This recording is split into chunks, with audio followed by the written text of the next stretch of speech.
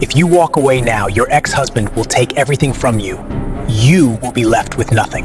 But he wants to claim my adopted daughter, Emma. Yes, he's already crafting the narrative to justify it.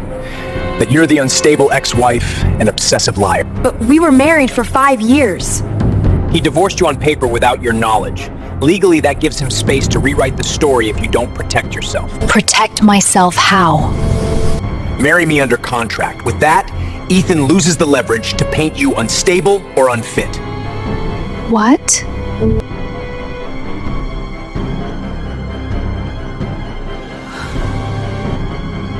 First, Ethan used marriage to trap me. Now you want to use it too? No, but I want to shield you. I would go 6 feet under before I let anyone hurt you. And this time, no one controls you. Not me. Not anyone. You have total freedom. I freeze. The sincerity is disarming, unexpected, dangerous, but still... No! I choke out. I won't let another man dictate my life. For a moment, Damian says nothing. Then, he simply nods. Understood. He doesn't argue, doesn't push. He just reaches behind and slides a thick folder across the glass table. Then look at this before you decide. I hesitate. Then I open it. Inside are forged travel documents, a falsified custody order, an exit schedule stamped for tomorrow, and a plane ticket, one way, to a country with lax extradition laws. Emma's name is printed clearly at the top. My vision blurs. My hands shake. Something breaks inside my chest, louder, sharper than anything I felt last night. He's taking her from me. Damian watches quietly, letting me absorb the truth. What do you need from me? He steps closer, voice steady. Your partnership, your alliance. This marriage is just contract to have back what you lost. No intimacy, no strings attached. A second chance to fight. Nothing else. I close my eyes. My inheritance flashes through my mind. The clause my father wrote tying my final assets to marriage. The empire I gave Ethan. The suitors I refused.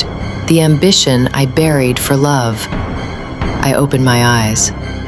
My father made the clause because I was stubborn, independent.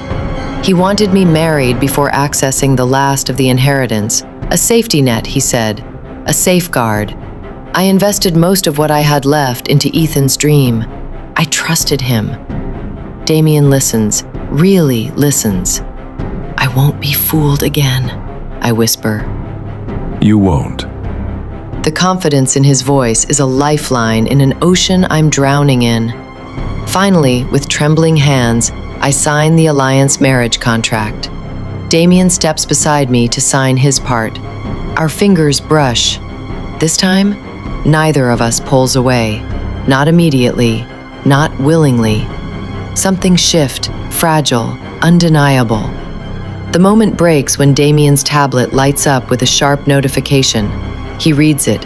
His expression darkens instantly. What happened? I breathe. He turns the tablet toward me. On the screen, breaking. Ethan Blake Racing purchases 3 elite drivers and their multi-million-dollar cars for the $2 billion global tournament. A declaration, a line drawn. Damian's voice drops to a lethal whisper. He's making his move. And now, we have no choice but to make ours. I hadn't even lifted the pen from the last page before his expression didn't change, still cool, unreadable, every gesture precise, but the air around him shifted. Purpose, authority, war. I sat frozen on the leather couch, the contract marriage document still warm under my fingertips. My heartbeat was a small, frantic thing in my chest.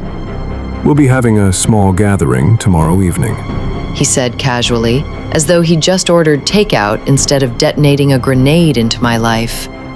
Just friends, associates. Enough to make this undeniable to the public. A gala, not a press release, not an online announcement, an actual event. He tapped the contract lightly. A knot tightened in my stomach. Tomorrow? Yes, it needs to look natural, effortless. You and I choosing each other. The words shouldn't have sent heat rushing to my face, yet they did. Damn him. He moved like he always did, efficient, controlled, terrifyingly sure of himself, giving instructions to staff, alerting private security, approving guest lists. Wolfe Dynamics board members, high-profile investors, racing elites, contractors from both his empire and the Blake conglomerate, people that matter. By the time evening settled over the penthouse, transforming the city into a glittering sea of lights, the space had shifted into something worthy of a magazine cover. Warm gold lighting, glass walls reflecting the skyline, soft music humming beneath the chatter of millionaires and power players. I stood near the entrance, fingers pressed to my pulse, as cameras flashed from the corner where a handful of paparazzi had been permitted entry. All part of the illusion, Damian had said. But it didn't feel like an illusion when he approached. Ready? He murmured. I wasn't, but I nodded anyway. He stayed close, as if guarding me was instinct, not obligation. He introduced me to people with calm confidence, his hand sometimes resting lightly at the small of my back. No one questioned the sudden marriage. No one doubted it, until they arrived. A hush swept through the room. Heads turned, conversations paused. Ethan Blake stepped in first, dressed like he owned the world. Charcoal suit, smug smile, a predator who had never once expected to lose his prey. And on his arm, Lucia, my best friend. My throat locked painfully, but I didn't look away. I refused to give them that victory. Ethan's eyes landed on me and lit up with wicked delight. Well, well. He drawled, voice carrying just enough for nearby guests and the paparazzi to hear. Oh, my desperate Arya. You have a husband today, after husband tomorrow. Should we expect another by next week? Lucia giggled into his shoulder, the sound sharp as glass. Damian shifted instantly, stepping closer, blocking part of my body from view. Walk away, Ethan. Oh, come on. Ethan smirked, swaggering forward. I'm just congratulating my uncle for taking what I rejected. How does it feel, uncle? Picking up after me? Eating what I spit out? Gasps rippled around us. Heat crawled up my spine. Shame, rage, humiliation, all tangled together. Damian didn't flinch. His voice dropped into a lethal calm I had only heard once before. Arya is not something you had. She is not something you lost. She is something you were unworthy of. Ethan's eyes narrowed. Damian stepped fully between us now, his back shielding me like a wall of armor. My marriage to Arya is built on loyalty, protection, mutual respect. Everything you lack, everything you threw away. A sharp murmur moved through the crowd. Ethan barked out a laugh. You're delusional. She was miserable with me. Damian didn't raise his voice. He didn't need to. No, Ethan. She was lonely with you. You abandoned her long before she walked away. Something cracked in Ethan's facade. Anger, maybe guilt. Good. I found my voice then, surprising even myself. Damian is more of a man than you will ever be, I said, loud enough for the nearest cameras to hear. You're a boy who mistakes possession for love and betrayal for strength. Lucia's fake smile faltered. Ethan's jaw clenched so tightly I heard the grind of his teeth. Before he could spit his next insult, the paparazzi swarmed. Mrs. Arya, why did you leave Mr. Blake? Is it true you were unstable? Did your ex-husband cheat with your best friend? Lucia stiffened. Ethan swore under his breath. I inhaled slowly, forcing myself not to crumble under the spotlight. I left him, I said clearly, because he betrayed me after 5 years of marriage with the woman I trusted most. Lucia's face blanched. Gasps snapped through the room. Cameras flashed like lightning. Another reporter shouted, So why marry your ex-uncle-in-law? Damian moved so suddenly I barely saw it, his hand sliding around my waist, grounding me. Our marriage is built on love and trust. He said in a tone that could silence a battlefield. Love. The word hung between us like an unspoken dare. On loyalty. He added, voice steady. On choosing each other in the ways Ethan never chose anyone but himself. Another wave of flashes exploded. Ethan stepped forward, furious. She's mine. No. Damian cut sharply.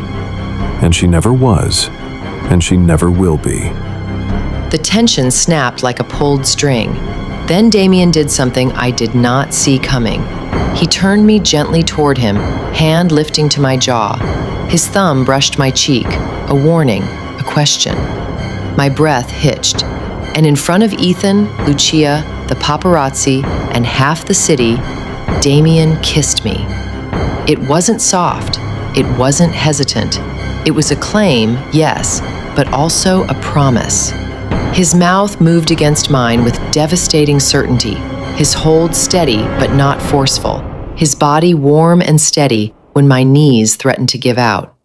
The room erupted, gasps, whispers, cameras firing like fireworks. When he pulled back, the world was spinning. My heart hammered so loudly I could feel it in my fingertips. Ethan stared at us, stunned. Lucia's smile had vanished entirely. Enjoy the show? Damian said smoothly. Ethan sputtered, grabbed Lucia's arm, and stormed out under a storm of camera flashes. But Damian didn't watch them go. His eyes stayed locked on mine, dark, unreadable, but softer than before, as if the kiss had shaken him too. I swallowed hard. "Did you have to do that?" I whispered. His answer came low, rough, and honest. Yes. Not for the crowd, not for the cameras, for Ethan. To humiliate him, to destabilize him, to hit him where it hurt most. The first move in a war. But his gaze lingered on my lips a second too long, and in the hollow of my chest, something dangerous and warm flickered to life. Not part of the contract, not part of the plan. Something real, something I wasn't ready for. But as the night wore on and Damian stayed close, shielding, watching, protecting, it became impossible to ignore. This man, for all his coldness and scars, might care more than he should. And God help me, I might too. The morning after the gala, the headlines were exactly what I needed. Wolfe heir marries Blake's ex. A love story or corporate war? Aria Blake finds love again. Damian Wolfe steps in as protector. Ethan Blake silent after public confrontation. Beautiful. The kiss had done its job better than any press release. The world now believed Aria and I were a force, united, unbreakable, and inconveniently in love. I should have felt victory. Instead, all I could think about was the way she'd gone still in my arms. Not resisting, not acting, but melting. Just for a second. A second too long. I shoved the thought away as I entered the private conference suite of the Wolfe Tower. My contacted allies were already waiting. Aria's former lawyers, her old financial advisors, and 2 board members from Blake Industries. All men and women with power, influence, and fear buried deep in their eyes. Fear of Ethan and his dad. Fear of exposure. Fear of doing what was right. They greeted me quietly. No handshakes, no small talk, just stiff nods. They all wanted this meeting to stay buried in shadows. Good. Shadows were where I thrived. The glass doors behind me slid open again. Aria walked in. I closed my eyes briefly. Of course she came. Aria. She wore a simple cream blouse and black trousers.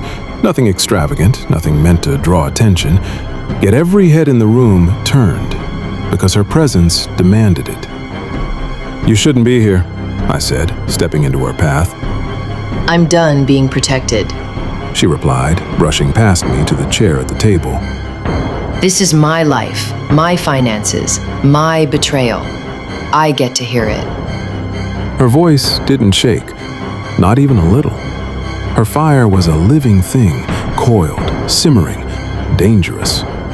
And God help me, it was intoxicating. I took the seat beside her, closer than necessary. "Fine, but you stay silent unless I tell you otherwise." She shot me a glare sharp enough to cut steel. You don't get to tell me.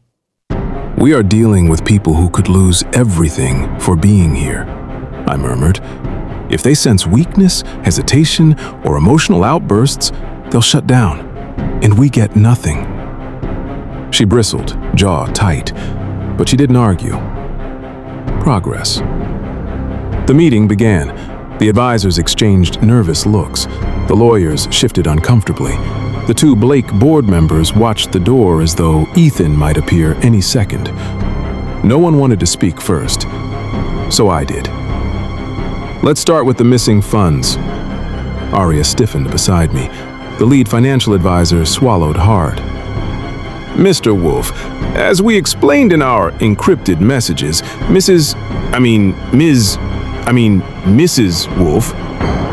Arya flinched at the title. I didn't. "Continue," I said. "Yes, well, her inheritance was not merely mismanaged, it was diverted." Diverted? Arya's voice cut through the room. I placed a steadying hand on her thigh under the table.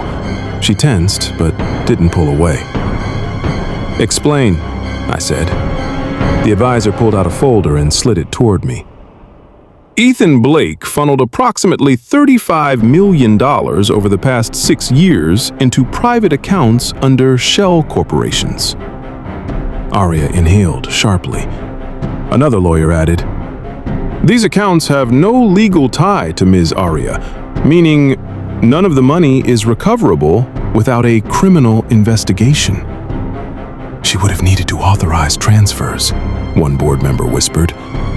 "She did," another replied quietly. "His father coached him on how to do it. They manipulated her, emotionally, financially, psychologically, for years." The words hit like bullets. I felt Arya shaking, not softly, not fearfully, but with rage. A fury so potent, it vibrated through her bones. She didn't cry. She didn't scream. She didn't break. She shattered inwardly, quietly, violently, while holding every piece together with sheer will.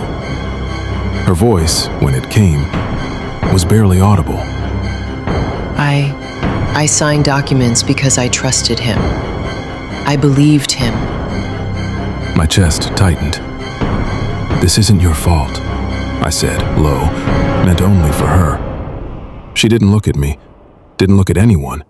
Her eyes were fixed on the documents like they were written in blood. I turned back to the advisors. "Continue." The second lawyer cleared his throat, avoiding Arya's gaze. "It gets worse." "Of course it does," I muttered. "Lucia," he said hesitantly. "Her best friend, she received..." But Arya spoke before he could finish. "Money?" she whispered. "Not directly," the lawyer corrected. "But Ethan purchased a car for her, a condo unit, jewelry, vacations, all funded from the diverted inheritance." Silence. Dead, suffocating silence. Arya's nails dug into her palm. "She used my money." "She used you," I corrected softly. Her eyes lifted to mine, glassy, furious, breaking. And I felt something in me crack. Sometimes I didn't want to name. One of the board members leaned forward. "Mr. Wolfe, If Ethan finds out about this meeting, I'll handle Ethan, I said, because I would. the last advisor hesitated, then added, "There's one more matter. Ethan's father, Mr. Blake Sr., was aware of everything. He guided Ethan through the process, advised him on how to legally isolate Arya, how to weaken her financially, how to make her dependent." Arya's voice came out like broken glass. His father helped him steal from me? My jaw clenched so tight I thought my teeth might crack. "Arya." The advisor nodded fearfully. He also encouraged Ethan's relationship with Miss Lucia, said it would be better for the Blake image. Arya flinched as though struck. Her breath turned shallow. Her hands trembled violently now, no longer concealed. And I couldn't sit still. I reached for her hand under the table. This time, she didn't yank away. She clutched mine like it was the only stable thing in a world tilting beneath her feet. The meeting continued in painful detail. Documents, evidence, years of manipulation woven into every transaction. Arya listened to all of it, not crying, not breaking down, just burning silently. When it ended, the advisors fled, desperate to escape before Ethan caught wind of their betrayal. The room emptied quickly. Only Arya and I remained. She stared at the table, her breathing uneven. I didn't speak. Not yet. When she finally spoke, her voice was raw. 5 years. 5 years he let me believe he loved me. 5 years he let me fund his life. 5 years he let her use me. 5 years he... Her voice cracked. Her shoulders trembled. She pressed a hand over her mouth as though trying to trap the sound of her own devastation. I rose from my chair and stood beside her. "Arya," I said quietly. She looked up at me then, eyes glistening, lips trembling, fury and heartbreak tangled in every line of her face. Don't look at me like that. Like what? Like I'm something fragile. I exhaled. "You're not fragile. I feel like I am. You're not." My voice dropped. "You are furious, and you have every right to be." A tear escaped before she could stop it.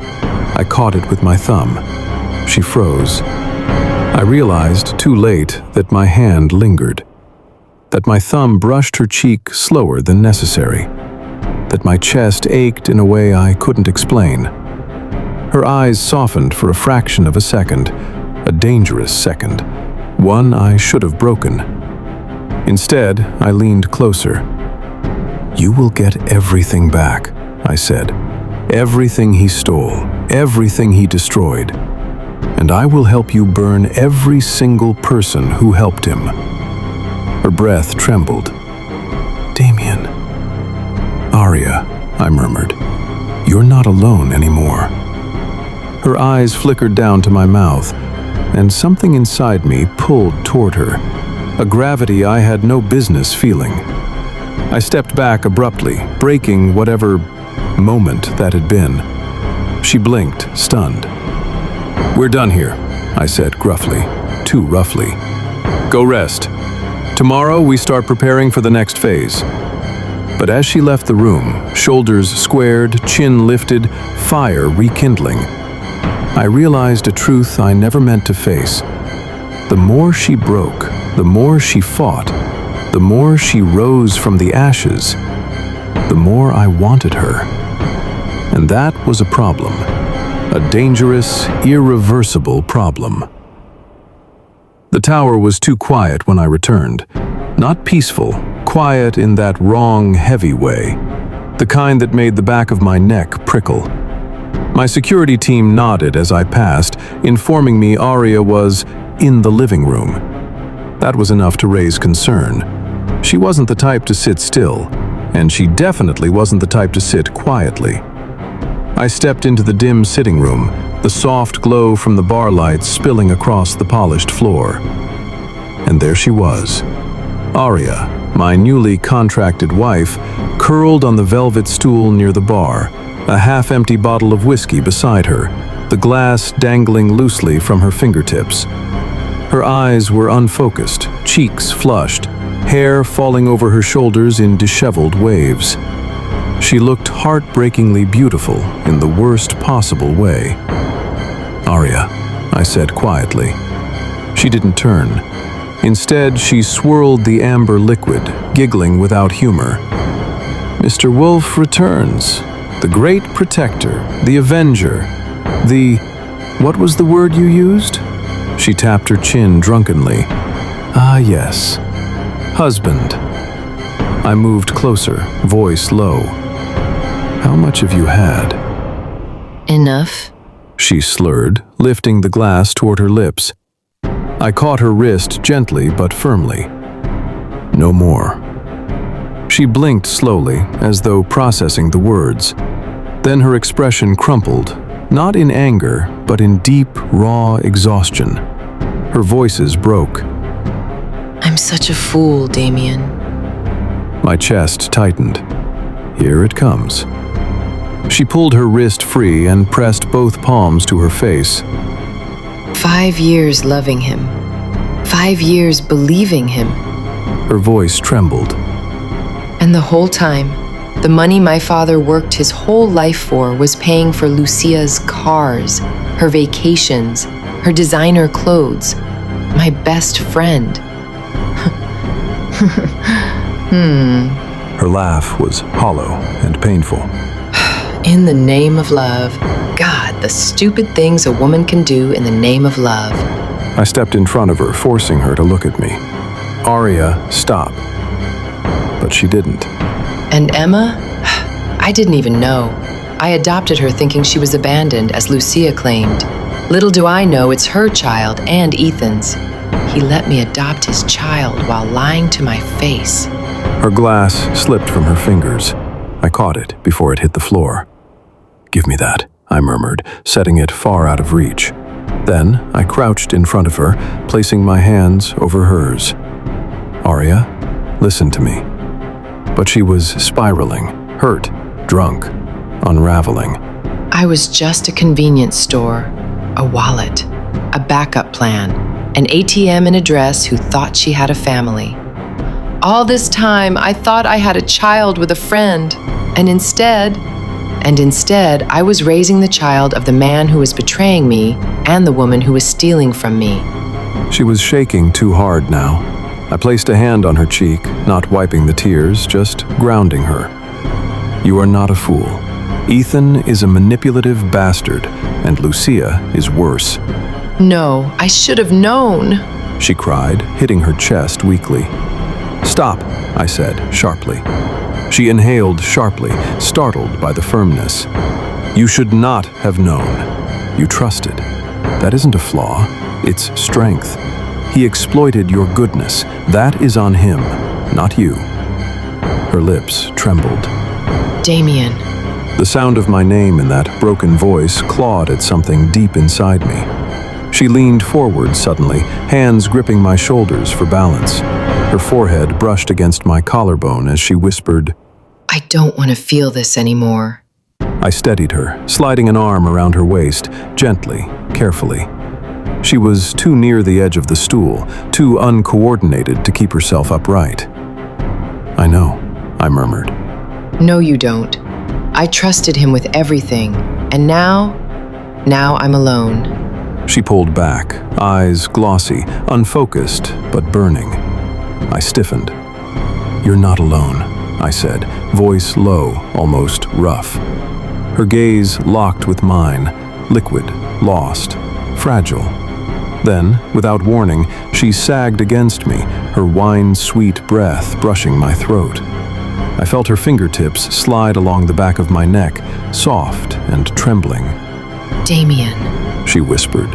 Make love to me. The words suppiled into me with the force of a collision. Her hand moved to my jaw, stroking lightly. My breath hitched, Not because of desire, though I wasn't immune, but because of the raw desperation in her voice. "Arya," I said, gripping her wrists before she could pull me closer. "You're drunk." So? Doesn't that make it easier? "No." My voice hardened, not in anger, but restraint. "It makes it impossible." Don't tell me you were shy. "No." She frowned, swaying. Why? But you kissed me in front of everyone. "That was strategy," I said quietly, even though it was a half-truth. "This is vulnerability, and you're not thinking clearly." Her expression softened, then collapsed entirely. Please, I don't want to sleep alone. I exhaled sharply. Then, without another word, I pulled her into my arms.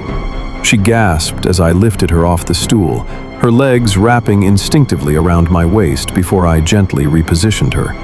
Her head fell onto my shoulder, fingers curling weakly into my shirt. I carried her across the room, her silence filled only by small, broken breaths. Up the staircase, down the hall, into her bedroom. She clung to me like she was afraid I'd vanish if she let go. I set her on the bed, softly, guiding her back against the pillows. She caught my hand again. Don't leave. I'm not. I brushed hair away from her face and steadied to the adjoining kitchenette where I brewed a calming herbal tea, ginger, honey, mint. When I returned, she was lying on her side, watching me with eyes too glassy to hide anything. I sat at the edge of the bed and held the cup near her lips. "Drink this." She obeyed weakly, sipping between shaky breaths. After a moment, she whispered, You could have said yes. "I know." Why? I placed the cup aside and leaned close enough for her to see the truth in my eyes. "Because I will not touch you like this. Not when your heart is bleeding. Not when your mind is drowning. And getting not when you're drunk." A tear rolled down her temple. Then when? Ah, dangerous question. "When you want me," I said quietly. "For the right reasons. Not to erase pain, not to punish yourself, and not because you feel alone." She stared at me like she'd never seen me before, and maybe she hadn't. Her hand drifted toward my chest again, a soft, instinctive movement. I caught it gently and lowered it back to the blankets. "Sleep, Arya." Finally, exhaustion pulled her under. Her eyes drifted closed, breath evening out. I pulled the blanket over her shoulder and stepped away, only for her to murmur, half asleep, Damian? "Yes?" Don't leave me alone. Something in my chest twisted painfully. "I'm right here," I whispered.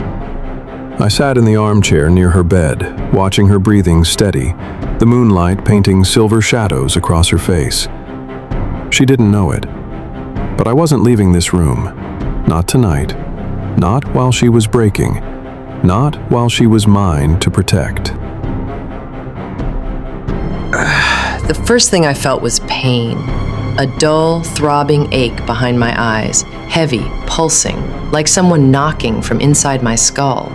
I groaned softly and buried my face deeper into the pillow, willing the pounding to disappear. My mouth tasted like regret and last night's desperation.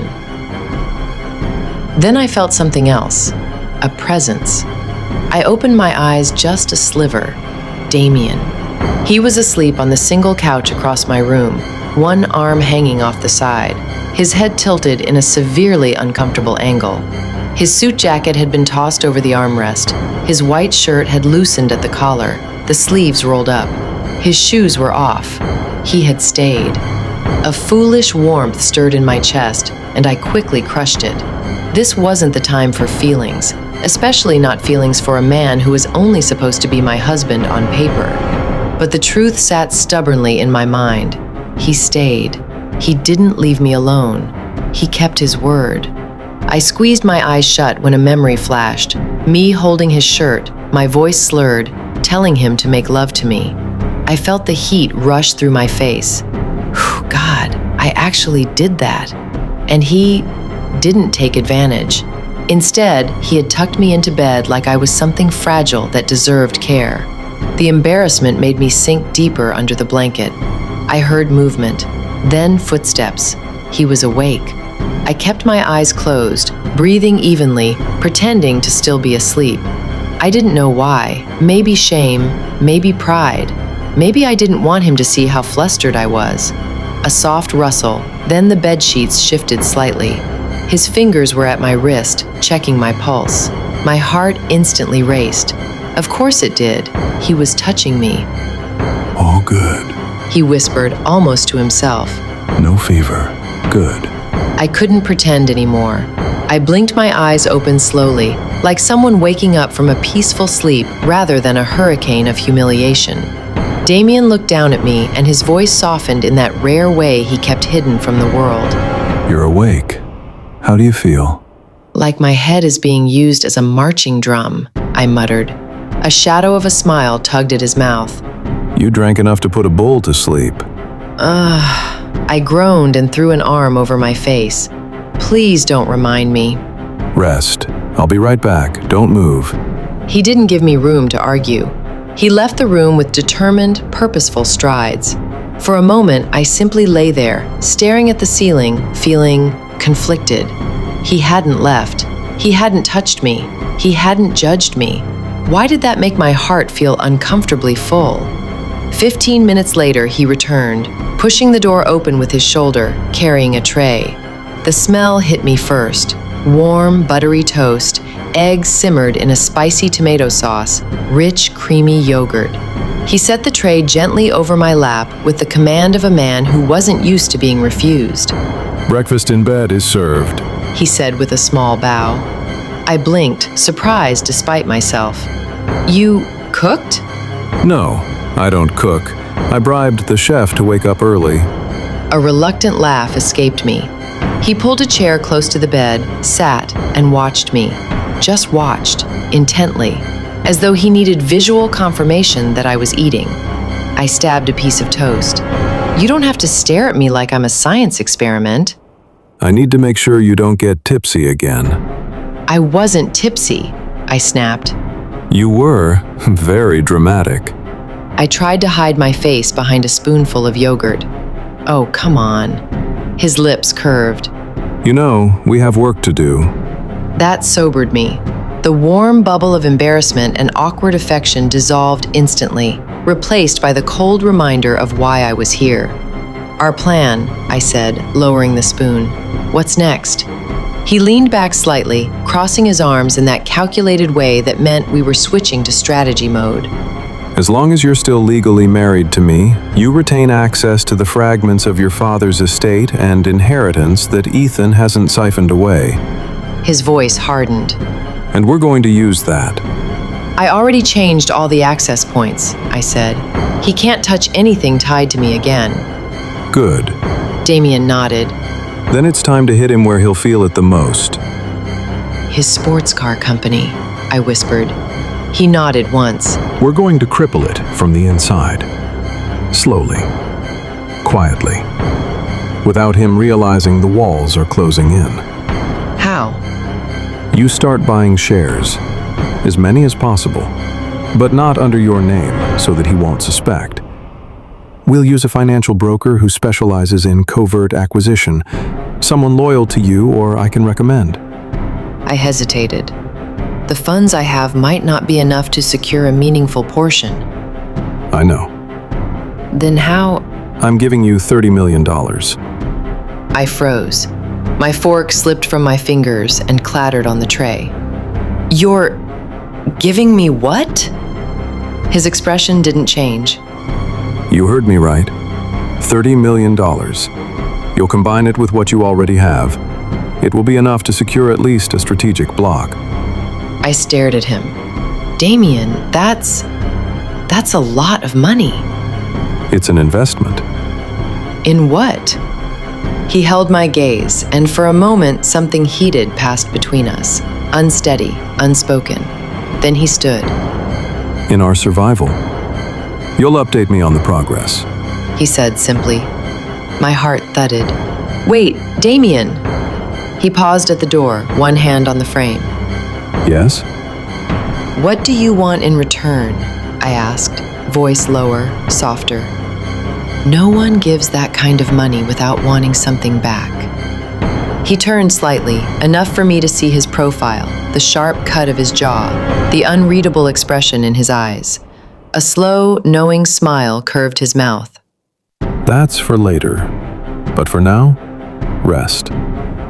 And with that, he walked out, leaving me staring after him, confused, shaken, and far too aware of the way my pulse refused to calm. I leaned back against the pillows, breakfast untouched again. A man who didn't leave my side throughout the night. A man who refused my drunken advances. A man who fed me. A man investing millions into my war. This marriage was supposed to be fake. So why did everything suddenly feel dangerously real?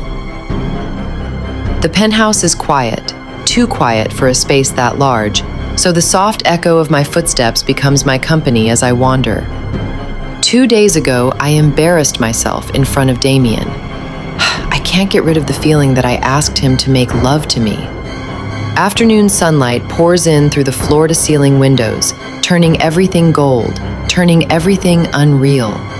For the first time in what feels like years, I have the time and mind space to simply look. I trail my fingers along the frame of a painting, bold strokes, violent red crashing against deep black. It reminds me of myself lately, a woman torn between fire and void. My path leads me past the glass doors to the pool terrace, where the light dances across the water like scattered diamonds. That's when I see him, Damian. He's in the pool, dark swim shorts, shoulders cutting through the surface with fluid, effortless strength. His hair is pushed back, glistening with water. I freeze. It isn't the first time I've seen a man's body, but something about Damian in motion, in water, in sunlight, steals the air from my lungs. He doesn't notice me at first. He pushes forward in a powerful freestyle stroke, then resurfaces at the pool's edge, breath steady, posture relaxed. Only then his eyes lift, catching mine.